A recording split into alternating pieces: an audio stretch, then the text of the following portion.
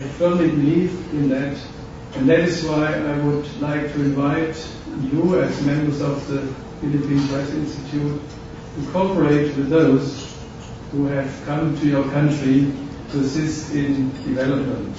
I think there can be a very fruitful cooperation if we do this more often, more structurally, and that can be very beneficial to both sides.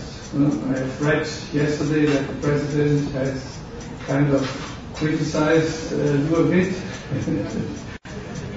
I read it this morning in the Inquirer. I don't want to take sides, but but I also have sometimes a bit of complaints when journalists write about our project and what we are doing and how we are doing it, and often things are then not reported about it in a way we would do it differently, because for us the change is in the foreground and not the scandal, and what we want is to really change the frame conditions and not bring bad things to the attention of people. So I think that was also, I haven't been here, but that was also a little bit the direction of the President yesterday. And of course, you never can research good enough facts which you bring to the attention of lots and lots of people. And I would also therefore invite you, in case you come across environmental problems where you have still some problems, seek our dialogue or our advice or our knowledge. Maybe together we can be more profound, be more exact, be more of everything compared to doing things alone. So, in order to give you some overview about the key environmental issues GIZ is dealing with in the Philippines, I would like now to go through such themes shortly with you. First of all, as you might have heard from the initial part of my speech, land use planning and land use governance from which to read is a big concern to us, actually the biggest concern. When I came here to the Philippines 4.5 years ago, it was when I tried to orient myself. One of the biggest challenge what I heard was land use, unregulated land use. There is no land use act. There are conflicting mandates. There are too many agencies involved who want to say something about a piece of land, and it's not brought together. So what is very much and very high on our agenda is actually the support to passing the National Land Use Act, or the National Land Use Act, which finally puts an end to all these quarrels about competencies and who is allowed to do this and who is allowed to do that. It should be, in our opinion, and judging from what is there in other countries to regulate the land sector, it should be one big agency which is dealing with land and can be made responsible for dealing with land, from the national level down to the municipal levels. Of course, involving, according as the Constitution says, local government units adequately, but it should be basically in one hand. And in order to demonstrate what in that National Land Use Act could be regulated, actually GIZ since 4 years has undertaken exercises on land use planning, land use governance from which to read.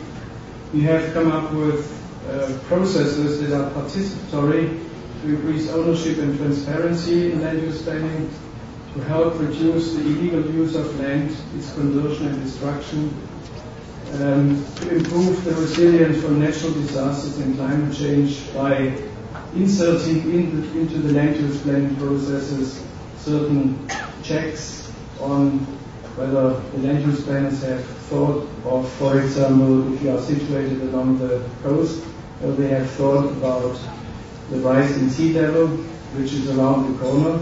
It's predicted that in 2050 there will be between 1 and 2 meters sea level. Now add a storm surge and we are easily at 4 or 5 meters of sea level, which would really wipe away, if hit at certain places, old villages, towns and population. So this needs to be taken into consideration, especially also when you go for long-term investments like roads, irrigation systems, settlements.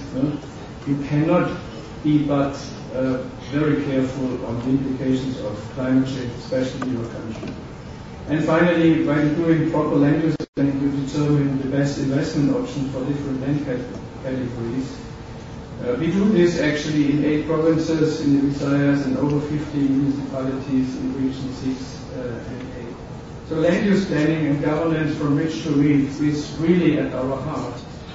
And I think the next picture, no, was it the other one? This one, yeah. Here on this chart, you can see how the various components GIZ is supporting in the Philippines from rich to reef work hand in hand in order to give guidance to proper and rational land use. In the mountains we have community forest management, more in the lower layer, enhancement of food security, disaster risk management is very important, and of course coastal fisheries resources. The experience from that we try to integrate into policy dialogue, especially with those agencies responsible for the rural areas. Then we are working for productive forest and improved forest policies to support forest land use planning and co-management of forest resources between DNR and LGUs, thus closing open access areas. I've talked about that before. While doing so, we reforest and rehabilitate degraded forests to a large extent. Our plans go up to 20,000 hectares of reforested areas and 50,000 hectares of protected areas in the areas we are working. And by doing so, we are protecting natural forests and biodiversity conservation.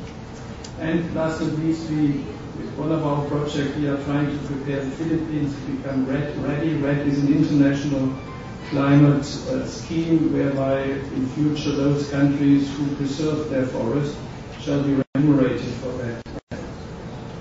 In the forest, we also try to produce more income for the forest dwellers and farmers living there by establishing agroforestry areas. Also, we are entertaining presently 4 public-private partnerships for promotion of coconut, cacao, and coffee. And we have helped communities to do timber harvesting and processing in times where such is not so well liked by the press also. I mean, they often jump on issues like, let's not cut our trees. We believe this is a wrong attitude. Trees are there to be cut, but trees are also to be there to be kept, and forest needs to be there to be sustainably forest. You cannot say this forest is off limit to everything. I think that is the wrong policy. In Germany and all over the world, you have sustainable managed forests, which are productive forests which produce income to the people and are useful to the people. We have also component and integrated coastal management in support to coastal alliances to enforce harmonized fishing rules and extend marine protected areas to sustainably increase fish supply. Then we have a larger component on solid waste management. We established models for integrated waste management or eco-centers where recycled and compostable materials are further processed to reduce landfilling and recover valuable waste for recycling. We have a disaster risk management component to prepare communities to mitigate risks arising from natural disasters, the local disaster preparedness plans. And we have already established successfully 8 flood early warning systems in Region 8 that are managed locally, that are affordable and cover whole watersheds. When this disaster has happened in Cagayan de Oro and Iligan, we were convinced if these valleys, if these watersheds would have had flood early warning systems, most people